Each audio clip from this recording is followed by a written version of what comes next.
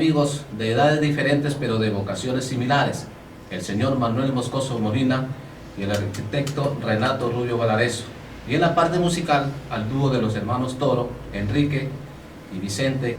El término urbanismo apareció por primera vez en el diccionario en 1956.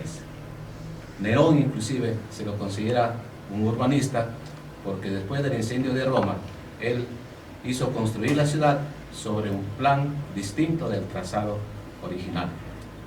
Coincidentemente, en 1949 la Universidad de Buenos Aires propuso la ONU y esta propuesta dio como resultado que el 8 de noviembre se declaró el Día Mundial del Urbanismo, que coincide con nuestra fecha de cantonización.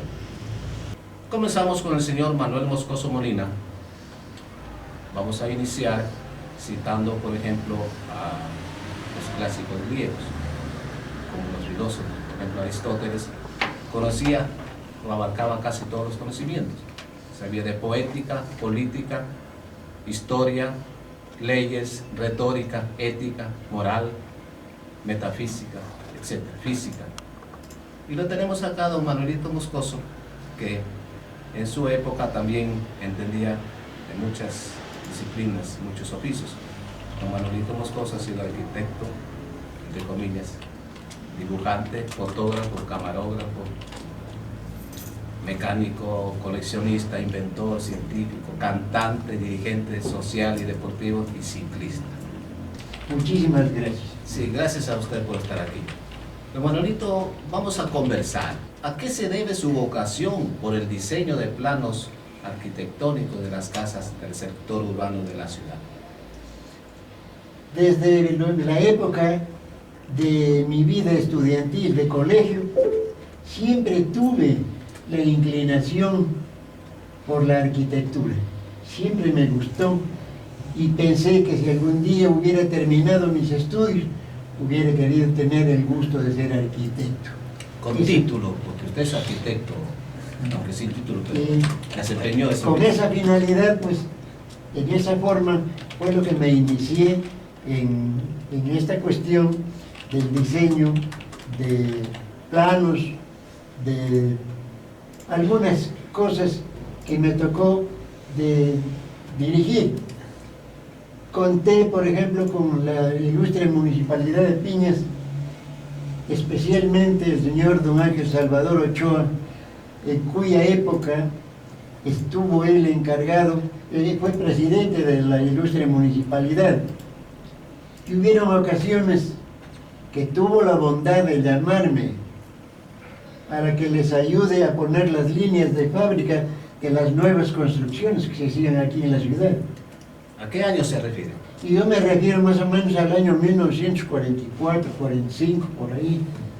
En esa época también ocurrió que aquí en Piñas, por primera vez, el municipio tuvo un ingeniero de Esmeraldas, el ingeniero Estupiñán. Fue el primero que incursionó en el levantamiento planimétrico de Piñas, la confección del plano de la ciudad e inicio de la obra de los primeros trabajos de canalización de Piñas. Con él aprendí también ciertas normas, porque él era el que diseñaba, él era el que daba las líneas de fábricas, de las construcciones, hacía señalamientos respecto de ciertas partes de las calles que había que modificar los niveles de las calles, porque este momento Piñas se ha transformado completamente. Tenía desniveles terribles la ciudad. Tenía que ser rellenos. A ver, no tanto rellenos, sino que más bien había que hacer excavaciones para llegar a ser planas las calles. Me quiero referir, por ejemplo, a la calle Sucre, en el sitio donde está actualmente la clínica Morales. El desnivel de la calle era tan que los carros allí, prácticamente los carros, camiones cargados, tenían que tener mucho cuidado. Con el peso de los carros tenían una tendencia a quererse virar. y volcarse allí en la calle. La casa del señor Vicente Encalada no existía. Allí había una casa vieja, chiquita, bajita, donde con la mano se podía coger las tejas. Ahora es un edificio de 3 o 4 pisos. La municipalidad de ese tiempo dirigía una cierta planificación. Sí, el municipio trajo a un ingeniero de Riobamba, a un ingeniero Salazar. Entonces en esos tiempos aquí no habían ingenieros, no habían arquitectos, no había nada. Entonces el ingeniero fue el que diseñó el primer plano del parque de la ciudad, porque allí no había parque, era una pampa donde los jóvenes se reunían para jugar vóley, para jugar fútbol allí. Entonces, cuando ya Piñas logró la cantorización, el municipio le pidió que diseñe el primer plano. Manuelito, ¿cuántas casas cree usted que había, que existían en el tiempo, en los años en los que ustedes nos están conversando? En ese tiempo, yo creo que pueden haber habido probablemente aquí, incluso en un aspecto así un poco disperso también, 300 casas. 300. Sí. ¿Cuántas casas hay en la actualidad, señor arquitecto Renato Rubio, un arquitecto joven, graduado en la Universidad Central de Quito, que nos acompaña en este momento? Bueno, licenciado, muchas gracias por la invitación. También saludarlo a don Manuelito, que es una enciclopedia en historia arquitectónica de Piñas. Claro, si hablamos de viviendas ahora... Se olvidó de traer los planos, por si acaso. Se olvidaba de traer los planos, pero bueno, Ya vamos a hablar de eso. ahora se habla de predios, y predios según el catastro tenemos en 5.700 y un poco más urbanos, de lo que se puede contar. Pero ¿Casas? ¿Cuántas casas? casas, o sea, tenemos en predios, o sea, habla por predios, son 5.700 más o menos. 5.700. Y antes habían, ¿cuántas? 300. 300, claro, 5.400 más. Bueno, son años también, estamos hablando siquiera de 85 años de diferencia, ¿no? Sí. Más o menos. ¿Cómo ve, arquitecto, usted el avance desde la época que nos cuenta don Manuelito Moscoso hasta ahora? Un avance vertiginoso, un avance increíble, ¿no? Bueno, claro, Piñas se ha caracterizado por eso, por sus hijos. Sus hijos han sido gente muy trabajadora, gente que le ha gustado invertir en su ciudad, y gracias a ese esfuerzo es que Piñas ha ido cambiando, en manos también de las autoridades a su debido tiempo, que han sabido poner orden, han sabido trabajar por la ciudad, y se ha ido desenvolviendo, se ha ido desarrollando con cosas positivas, cosas negativas también, que también las existen en la ciudad, pero la ciudad ha ido creciendo y va a seguir creciendo. Claro. Piñas es una ciudad comercial, por eso es que tenemos aquí habitantes no solamente como venían antes, hace 20, 30 años, que venían de, como se decía don Manuelito, venían de la provincia, cuando venían de Chahuarpamba, de Santa Rufina, todo el mundo decía vienen de la provincia, ¿no? Ahora tenemos gente que viene de acá, de Cordoncillo, de Malvas, de Huertas, Ayapamba. Entonces Piñas ha abierto las puertas a todos los ciudadanos. Claro, es una ciudad cosmopolita. Vamos a hablar de las técnicas de construcción, las de la época de don Manuelito y las actuales que dirige el arquitecto Renato Rubio. ¿Cuáles eran las técnicas de construcción de las casas de don Manuelito? Había un tipo de construcción muy común y corriente. No había propiamente el diseño como ahora los señores arquitectos, con tan buen gusto, con la habilidad que tienen, con el espíritu creativo que ellos tienen para el diseño. En esos tiempos todo era rudimentario, era una cuestión muy común y corriente, e incluso las medidas.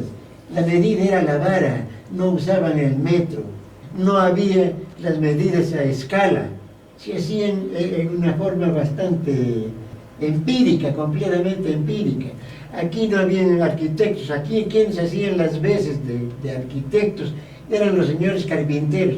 Todos los carpinteros tenían una habilidad, pero que era uniforme. ¿Cómo era el diseño de la casa? Generalmente, vamos a decir una casa que se decía de 3 lumbres, de 3 partes.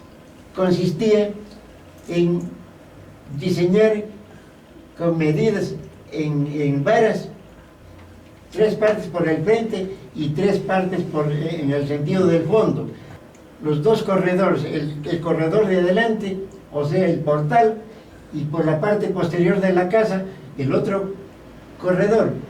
Y la parte del centro la llamaban el cajón, pero la distribución, por ejemplo, de las habitaciones era muy rudimentaria, muy común, hasta a la actualidad. Tenemos aquí en Piñas, en pie, casas que fueron construidas hace más de un siglo y que están todavía en pie. Me quiero referir concretamente a la casa que fue del señor Javier Cabrera, que tiene los corredores que impiden, no sé si tal vez ahora los nuevos dueños le habrán hecho modificaciones, pero tenían los corredores y entonces carecían de luz y todo las habitaciones, porque quedaba el corredor como andén para ir a las habitaciones que quedaban en el cajón y en el fondo de la parte de atrás de la casa. La casa de los herederos de don Pedro Ramírez, que hasta ahora existe, es la misma cosa. Los corredores se mantenían así y entonces impedían el paso de la luz. Era la luz de las ventanas que se convertía en una luz que se le conoce, no sé si el arquitecto conoce bien este término, la luz cenital, que se le aprovechaba para que pase por una ventana, para que alumbre a los cuartos, ¿no? Aparte de que a veces cuando había la posibilidad se hacían las claraboyas en la cubierta, para que pase luz para las habitaciones, pero ese era el problema. Arquitecto, con los términos de la ciencia, de la arquitectura actual, moderna, ¿cómo explicaría lo que acaba de decir don Manuelito? Bueno, sí, en realidad lo que dice Manuelito son construcciones que se hicieron empíricamente, pero tenían su sentido, o sea, son corredores, las escaleras llegaban a un corredor, a un hall. Exactamente. ¿Ya? Y la iluminación entraba indirectamente a los espacios. Entonces eso se lo puede ver aquí en Piñas, en Zaruma, y se lo podía ver también en Portobelo, en las casas que hicieron los americanos. O sea, siempre se llegaba a un corredor, a un hall, y de ese hall se entraba a la sala, y de la sala se tenía la comunicación con los demás espacios, pero en base a un espacio central que existía, que también existía otro corredor. Por esas son contadas viviendas que existen aquí en Piñas, Claro, que tienen esa característica. Hay una que está en la esquina entre las calles Sucre y la calle José Joaquín Olmedo, que es de los herederos Barnuevo, creo. ¿Ya? Esa vivienda fue rectificada, pero también tenía esa característica de tener un hall delante de las habitaciones, delante de la sala, delante de los dormitorios teníamos por sí.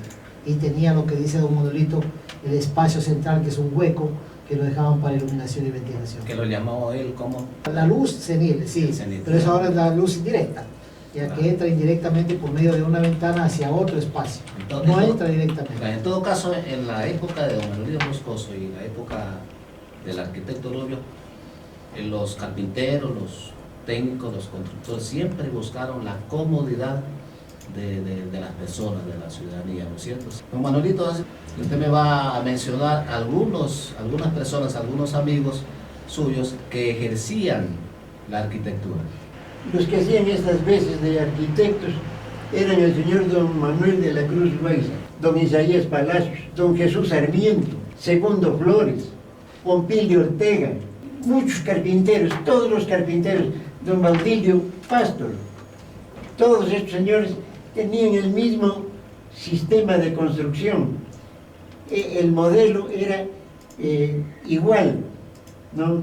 Ahora, por ejemplo, estos señores, los dueños de una construcción, se valían de ellos para que les den haciendo una lista de madera. Entonces les hacían la lista de madera, por ejemplo, las piezas de Guayacán para las bases de la casa, que eran de madera, casas de bareque. Entonces venía la lista de cuántos Guayacán se iban a ocupar en la construcción, cuántas piezas de madera para hacer los empalmes para las columnas de la casa. Venía todo el sistema de vigamen y todas las piezas que se conocía con el nombre de barrotes. Tenían el nombre de cuerdas para el piso, el encordado se decía, ¿no? Tenían una lista de madera que se hacía, por ejemplo, para la cubierta, entonces los cuartones, ¿no? Y así por el estilo. Pero todo eso era en medidas en varas. En ese tiempo no habían planos, nadie hacía un plano para una casa. El diseño lo hacía empíricamente el carpintero por la experiencia que tenía. Él lo que exigiera que le den las medidas del terreno a dónde va a construir, y allí él se encargaba de diseñar dónde había que hacer los huecos para plantar las columnas, porque los guayacanes se los paraba, eso más, tenían que ir al río a traer unas piedras planchitas para sentar la base de Guayacán sobre una plancha de piedra. La base de Guayacán traía de Para Capilla. que soporte. Entonces, eso no tenía el verdadero sustento, porque había ocasiones que hasta por los movimientos sísmicos se resbalaban los puntales de Guayacán y se producía el desnivel a veces de las casas. Manuelito, y antes tenían la costumbre de inaugurar las casas como ahora. Ahora se construye una casa, un edificio y vamos inaugurando. Eso no. Hacían para festejar los dueños de casa, con los familiares, con amigos, para tomarse unos traguitos y festejar, comer, pero no era con esa solemnidad con que la que se hace ahora, ¿no? Con tantos bombos y con tantos platillos. Claro. Yo en algún documento leí que usaron una tarjeta de invitación en 1938, algo así, o 37, a los amigos de Piñas, nombrando los padrinos de la construcción del primer poste de la Escuela Sagrado Corazón. Arquitecto Renato Rubio, ¿desde cuándo cree usted que existe un verdadero ordenamiento urbano en nuestra ciudad? Bueno, No vamos a concretar el año con exactitud, sí, ¿no es cierto? pero yo creo que desde los años 70 para acá ya se empezó a organizar la ciudad con un sentido arquitectónico, urbanístico. De ahí se ha ido mejorando, pero ya es desde los años 80, cuando ya se empieza con la gente que ya viene con sus títulos profesionales, con sus estudios, que se empieza a hablar ya de urbanismo, de urbanización, de lotización en la ciudad de Piñas. Entonces, de ahí para acá hemos ido desarrollando nuevos espacios donde se han ido ubicando nuevas lotizaciones, nuevas urbanizaciones que han ido haciendo crecer la ciudad ya muy aceleradamente. Eso es la característica de Piñas, que ha sido muy acelerado, y a veces eso ha llevado a que no se pueda controlar este ritmo de crecimiento tan acelerado que ha tenido Piñas. En la actualidad ya se hace con mayores controles, se pide más detalle de las urbanizaciones, los requerimientos son más exigentes, porque como Piñas está entre dos cerros, pues Sí. tiene una característica muy especial. Piñas, al mismo tiempo que es una ciudad orgánica en su trazado, también es inorgánica por partes, porque hay también llanuras, entonces es muy particular la ciudad en Piñas. Claro, y nos hablaba Manuelito acerca de las técnicas. Sí, es lo mismo. Es lo mismo, o sea, las técnicas sí, actuales. correcto, o sea, lo mismo, lo que decía Manuelito sobre las bases que se hacía con la piedra para colocar en los puntales de Guayacán. Lo mismo se hace ahora es un plinto en el que se forma la columna, y lo que hablaba Manuelito también de estos cuartones que se ponían para hacer, ahora son las cadenas, lo que utilizaban para ponerle el tablado, ahora son los nervios de una losa, que también ya sé que se ha quedado obsoleto porque ya hay nuevas técnicas. Aquí en Piñas también ya se desarrolló una construcción en la Susaya con una técnica de hierro, ya se eliminó totalmente el hormigón armado y se construyó ya solamente columnas de hierro. Eso estamos justo en lo que es el puente de la Susaya, a unos 40 metros, yendo de aquí a mano derecha, y hay una construcción con una nueva técnica que ya se hizo en los Estados Unidos, se hizo en los años 40, cuando vino la revolución industrial en Francia, todo eso ya se construyó, pero recién acá en Piñas, en Guayaquil, Quito, Cuenca, ya se ha hecho eso. El arquitecto Rubio ha hecho más o menos un cálculo acerca de cuántas casas diseñaría usted aquí en Piñas. Yo sé más o menos. Yo tengo como unas 180 viviendas. Ya, don Manuelito, ¿cuántas casas usted construyó o diseñó? Como alrededor de unas 30 casas. Es un buen promedio, ¿no? Quiero referirme de la casa del señor Elicio Romero. Esa ¿Esa casa la la diseñó usted diseñó, con alguien más? ¿Usted la diseñó? la Junto diseñó don Miguel Sanguriba. Los dos diseñaron la casa. Y trabajamos los dos. Él la parte, digamos, Estructural. estructural, y la parte arquitectónica la hice yo, incluso la fachada que tiene actualmente la casa, tal como es, eso la diseñé yo. Yo hice para que el señor Romero pueda ver cómo iba a quedar la casa ya concluida. Le hice unas perspectivas por los tres frentes, por la calle Loja, por el frente de la Juan León Mera y por la calle Bolívar. Y le hice también una perspectiva aérea para que vea cómo iba a quedar la cubierta de la casa y en el fondo el patio que tenía abajo. Yo entonces aproveché de un amigo que me enseñó la técnica, cómo se elaboraban los planos para sacar las copias, que no sé si el arquitecto conoce la técnica, cómo se hacía, que salían en papel azul con las rayas blancas. Era una solución que había que preparar, el papel había que sensibilizarlo en cámara oscura.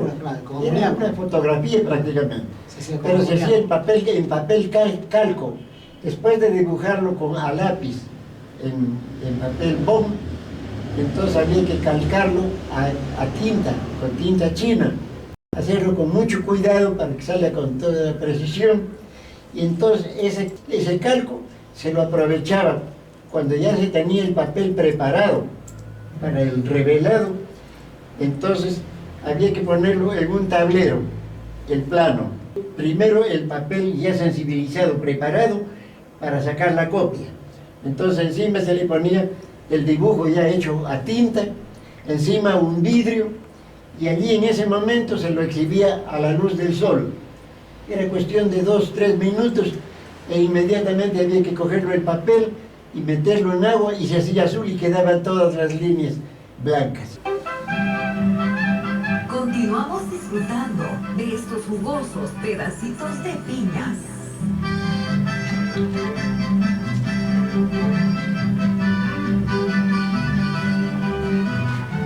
¿Desde cuándo comenzaron a construirse las veredas en una ciudad? Porque sucede algo curioso en esto de las veredas, porque cuando nos encontramos caminando en el sentido contrario, a veces como que bailamos.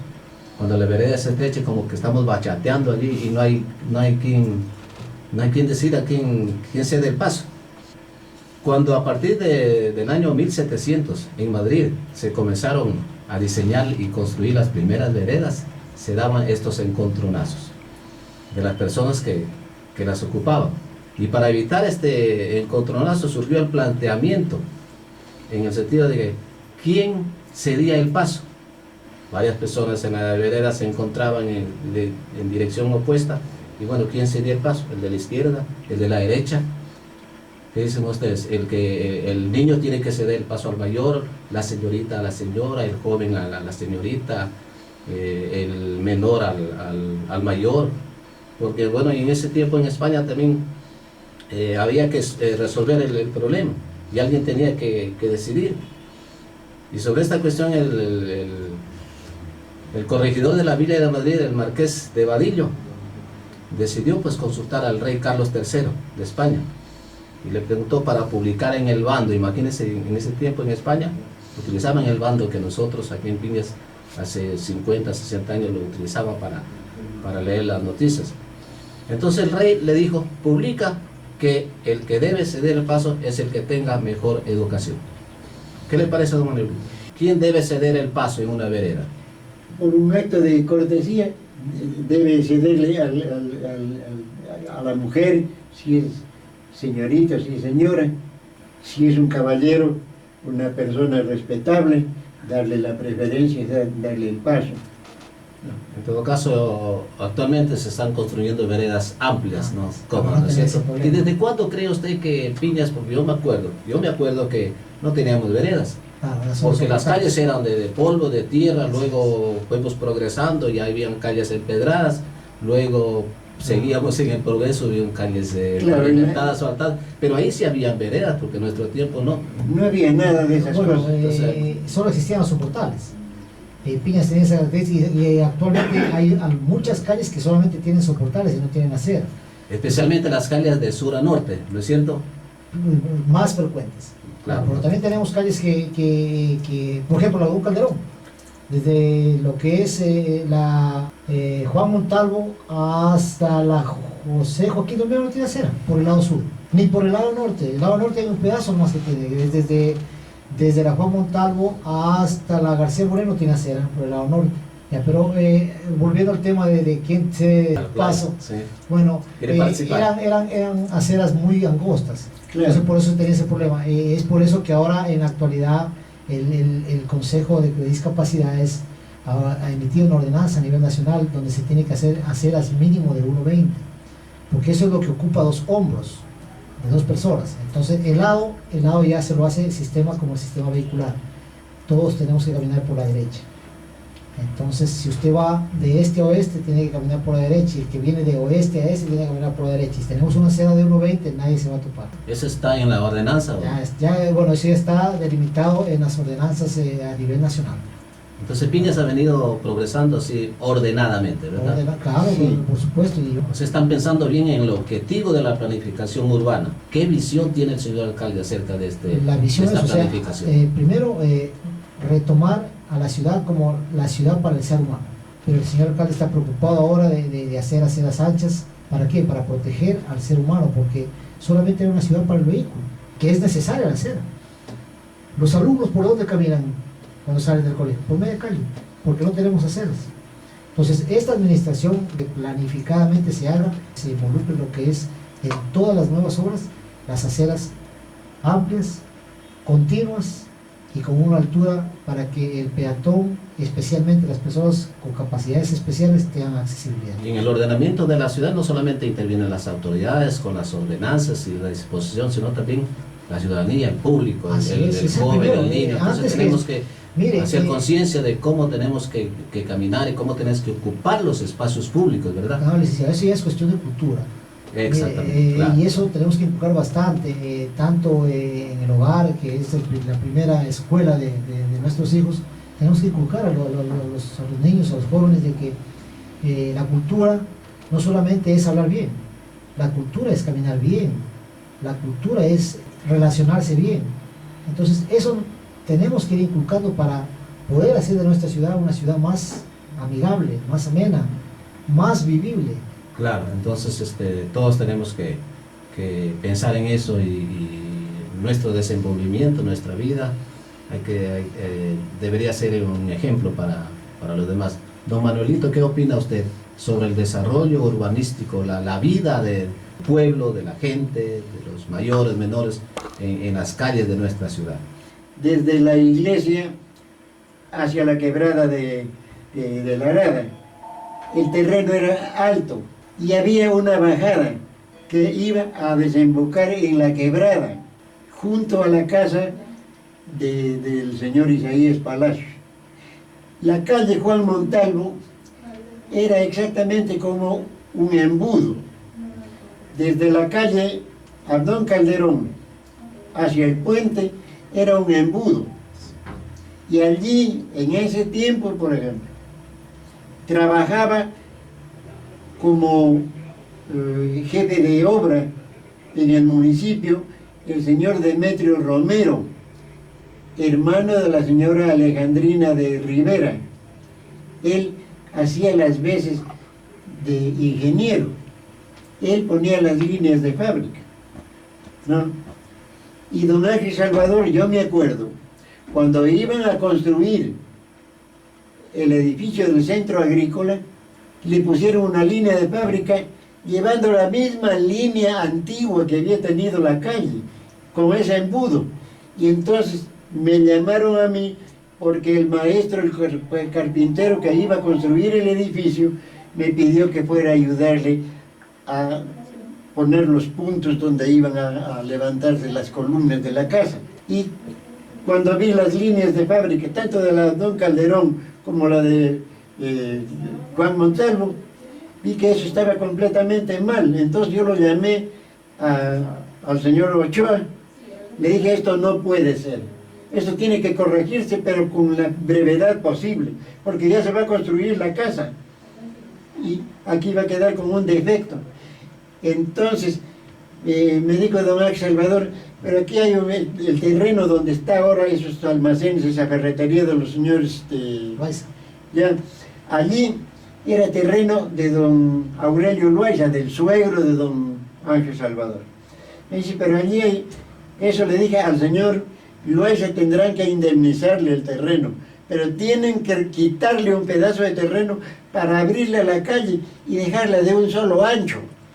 La calle tal como está, intervine yo para que se ponga la línea de fábrica. Todavía no había el puente Flavio Feijó, ahora el puente está tapado.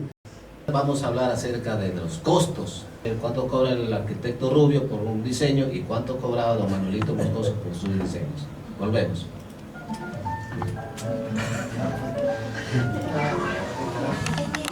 ¿Cuál fue su mejor paga en cuanto a un diseño, a un plano arquitectónico?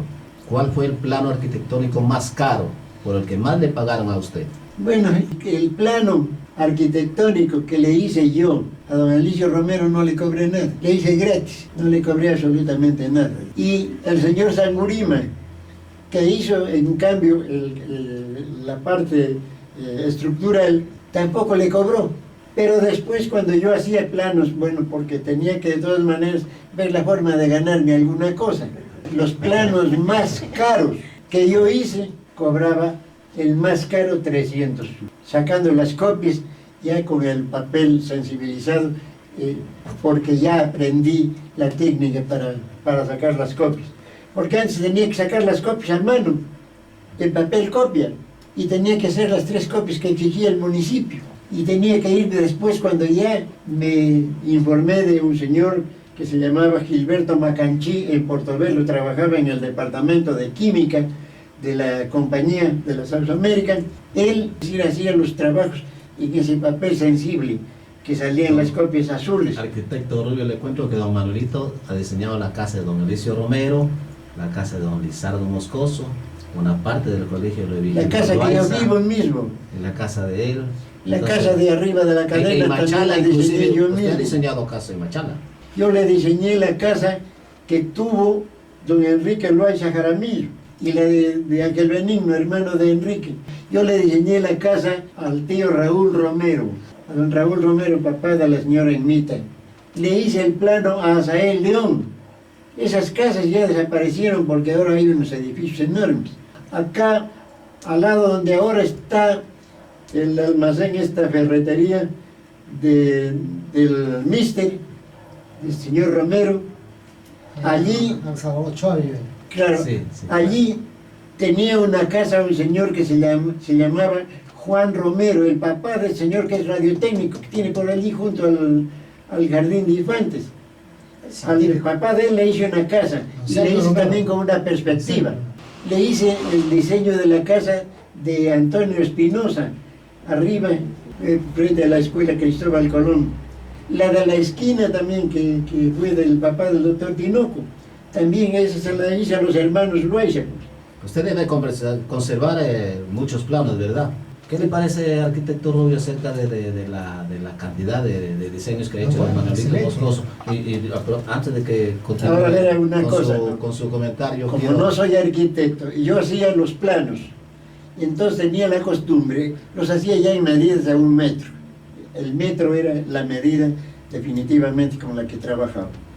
Entonces ponía yo la escala en signos así bastante notables, grandes, y debajo una raya. Y debajo de la raya, en una letra que había que leerla con lupa, le ponía mi nombre para que sepa que era hecho mío el trabajo. Y así están las copias, que las pueden ver. ¿Cómo le ponía? ¿Arquitecto? Y no le ponía ningún arquitecto. Bueno, entonces, Le ha faltado sobre el título este Manuelito, ¿ah? ¿Qué consideraciones tiene acerca de lo que acaba de conversar, No, arquitecto bueno, Rubio? felicitarlo, Antes de eso le digo que don Manuelito no quiere contar porque el diseño más barato entonces es una cajetilla de cigarrillo dorado. Don Manuelito le pagaron por un lado. Bueno, ya.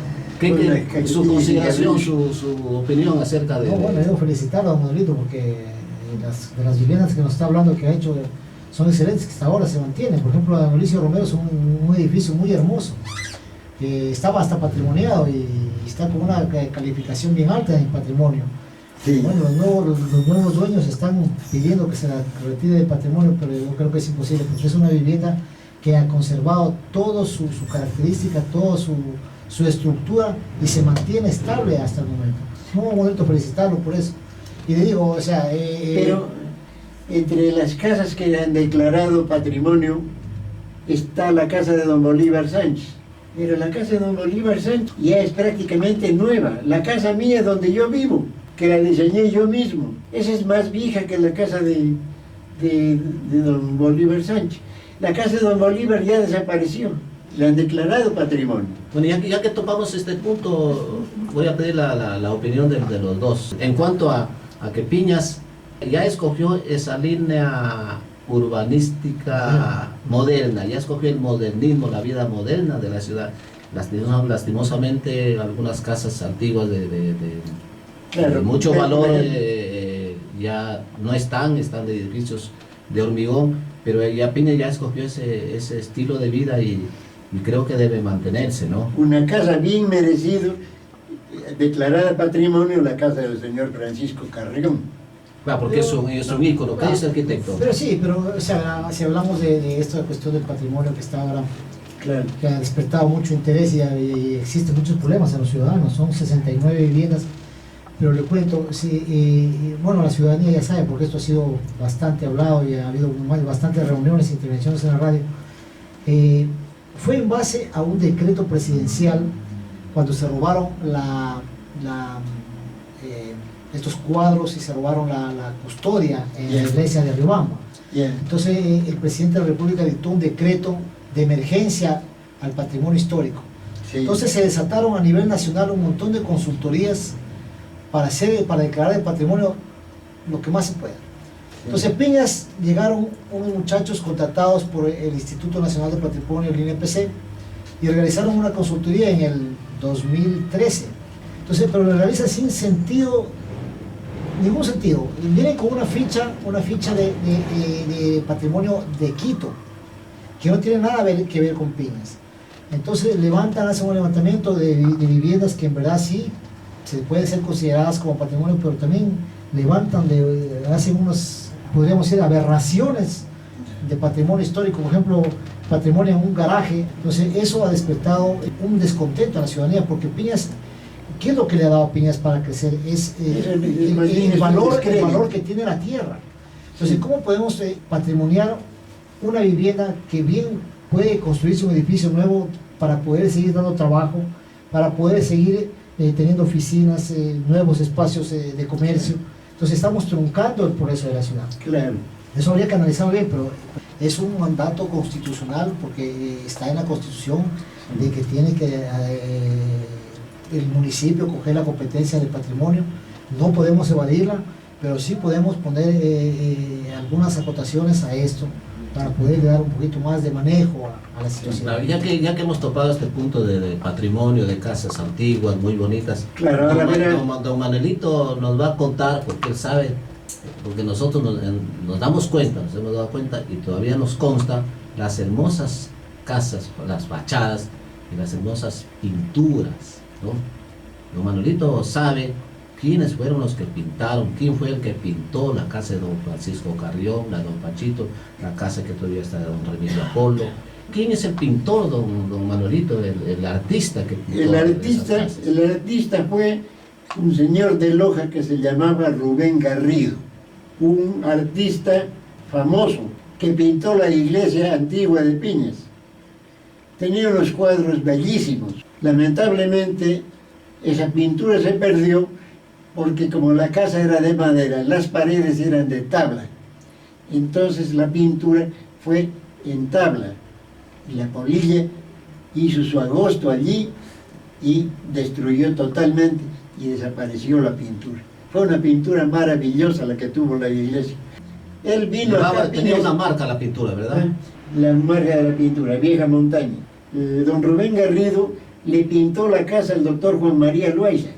Se la pintó por dentro y por fuera, todas las habitaciones, todo, y unas alegorías hermosísimas. Y la casa de don Pancho también la pintó don Rubén Garrido. La casa de don Juan María Loaiza, Loaiza, es la que hoy, de la señora Celeste de Apolo, Claro, que tenía, esa hasta fue la de allá don tenía Juan María. media cuadra, tenía creo que 8 o 10 ventanas. Así es. La casa de don Araldo Gallardo, lamentablemente el municipio no debió permitir que se demuela esa casa, para que se la conserve como patrimonio. La casa de don Manuel José Carrión, ahorita es un edificio lindísimo, está ahí delante del parque. Y las administraciones municipales anteriores, muy anteriores, debieron haber tomado cartas en el asunto, como tomaron cartas, por ejemplo, en Zaruma. En Zaruma hace bastante tiempo que tomaron la decisión de luchar para conseguir que se lo declare patrimonio a la ciudad, ¿no? Zaruma tiene edificios viejos, completamente viejos. Bueno, sí, en ese sentido el patrimonio está pidiendo de que, o sea, sí se pueden derribar las construcciones, pero construirlas con nuevos materiales, pero que tengan las mismas características. Eso está pidiendo el patrimonio. Sí. Ya que, o sea, mantengan el Que tramo se mantenga, urbano. sobre todo en la parte a la vista de la calle, ¿no? Así es. Don Manuelito sabe quién construyó la iglesia actual también. ¿Qué le parece al arquitecto Rubio? Piñas tiene 2 parroquias urbanas. Imagínense cómo ha crecido, ¿no? Claro. Urbanísticamente Piñas. Así es, la parroquia urbana de la Susay y la parroquia urbana Piñas Grande. Claro. Claro, y la ciudad, bueno, Y se va extendiendo más. Sí, pero está creciendo ya para el lado, lo que es el lado este, sureste. Eso está creciendo más que... Para el sector norte sí. también veo que Como que se hay parece un bastantes poco, pero más construcciones. se está yendo la ciudad ahora para el sector de Molano. Lo que es ya la nueva avenida Manuel Beticio Gallardo, lo que es la Francisco Carrión, para ahí está creciendo más la ciudad. Por el clima, Sí, tal el vez. clima sí es más cálido, hay nuevas urbanizaciones, ahí lo que fue la curtiembre de don Vicente Burneo, ahora hay una nueva urbanización que se llama Molana Urbanización, que están haciendo la moderna, con nuevos diseños ya futurísticos. Se presta el espacio, pero dejó de crecer para la parte oeste. ¿Cómo debe continuar Piñas asumiendo este ordenamiento, esta planificación? Mire, yo lo he venido haciendo, trabajé en la administración anterior y ahora con gran apoyo del señor alcalde, que le da prioridad a los técnicos, y eso es algo muy bueno para esta administración actual. Nos da la potestad de decidir a los técnicos. Piñas no tiene una ciudad, un sector residencial, don Manuelito, licenciado, Ajá. y público que nos escucha. ¿Y dónde debería estar Ese sector es el sector que es para Molana, lo que es el dobladillo, desde el puente de Molana hacia el Portete. ¿Y esa propiedad de quién es esa? Hay propiedad, bueno, ahorita ya en momentos hay parte del Colegio 8 de Noviembre, hay parte del Ministerio de Educación que se expropió para, mejor dicho, hubo una donación al Ministerio de Educación para que se haga el resentamiento de las 86 viviendas, que es el mejor sector que se tiene. Está la urbanización, la lotización municipal Villa Elvita. Esos son sectores bonitos, hermosos. Para el sector de Dobrillo está la urbanización de la cooperativa 10 de enero, que es también, ya está aprobada esa urbanización, una de las primeras que se aprobó con el sentido de urbanización residencial. O sea, que hace construcciones máximo de 2 plantas, con retiros frontales, retiros laterales y retiros posteriores. Claro, claro. Porque eso no existe. Sí. Por ejemplo, aquí en Piñas lo que tenemos es pura construcción, vivienda, no tenemos espacios verdes. No tenemos un pulmón, que los espacios verdes debemos recuperarlos, porque Piñas se ha convertido en una masa de cemento y nada más. Si no fuera por la falla geológica, también hubiéramos construido aquí donde tenemos la escuela de los Sagrados Corazones. Pero gracias a eso, si usted se puede ir a la Cruz o acá a la Virgen de las Mercedes, usted le puede ver ese espacio verde que es el único que tiene Piñas. Se está expandiendo la ciudad de manera increíble. Recuerdan que Machala con Puerto Bolívar estaban bien distantes, era lejos, ¿no? Ahora ya están unidos y así parece que nos va a suceder Piñas con San Roque. ¿Qué dice don Manuelito? Sobre el crecimiento de Piñas en cuanto a la parte sur, yendo a Molana, Bueno, va a ser es notable, Piñas moderno. la forma como ha crecido. Y ocurrió una cuestión. En la ciudadela Sucre, La Mariscal Sucre. el Mariscal Sucre, fue un terreno de propiedad del señor don César Virgilio Loaiza, que fue director de la Escuela González Suárez. En una administración municipal de la cual fue presidente mi señor padre, don Luis Moscoso, con don Monfilio Sotomayor y otros concejales que no recuerdo, pero compraron el terreno. En esos tiempos, todo lo que ocupa la piscina, todo desde abajo hasta la carretera, era Es decir, incluso lo que está, donde está actualmente edificada la escuela Teresa Molina. Teresa Molina. Sí, hasta más arriba, hasta la quebrada. Era para el hospital. Para eso adquirieron el terreno. Pero como el municipio no tenía recursos, en ningún momento podían hacer nada, pero ya tenían el terreno. Así pasó el tiempo, se cambiaron las administraciones, se fue don Luis Moscoso de la administración, después en otra administración regresó, pero no pudo hacer nada, tomó las riendas del municipio el señor Ochoa, y así pasaron los tiempos hasta que don Ángel Salvador, al ingeniero Arnaldo Romero Molina, lo hizo que haga la parcelación de toda la ciudad de la Sucre. Y entonces, ¿qué pasó? Allí hicieron unos lotes de terreno con unas calles sumamente angostitas. Ventajosamente, cayeron en cuenta que eso estaba mal, aunque ya lo había diseñado el ingeniero, pero tuvieron que tomar otra decisión. Y entonces allí perjudicaron a los que habían comprado los terrenos para ampliar las calles. ¿Qué le parece el costo de la tierra? ¿Qué opina? ¿Es el costo de un solar, de un departamento, de una casa? ¿Qué le parece? Es una, según dicen, es una ciudad de las más costosas del país. Así es, o sea, la ciudad, por la característica mismo que ha sido una ciudad comercio, y por la cercanía que tenemos con el Pache, que es una ciudad, es un sector minero, la gente que se fue al exterior también provocó esto de que el metro cuadrado en la ciudad se eleve mucho, que en la actualidad lo que es el sector de la Abdón Calderón, entre la García Moreno y la Juan León Mera, un metro cuadrado cuesta $2.500 comercialmente hablando. $2.500 un metro cuadrado. Estamos hablando de un terreno de 100 metros cuadrados en $250.000. Y no solamente que se venden, sino que se compran, Sí, ¿verdad? Sí. Yo lo veo un poco caro, pero hay gente que los compra, no sé. Pero yo sinceramente, Piñas es una ciudad cara en ese sentido. Pero bueno, eso es lo que sus propios ciudadanos y habitantes y residentes lo hacen.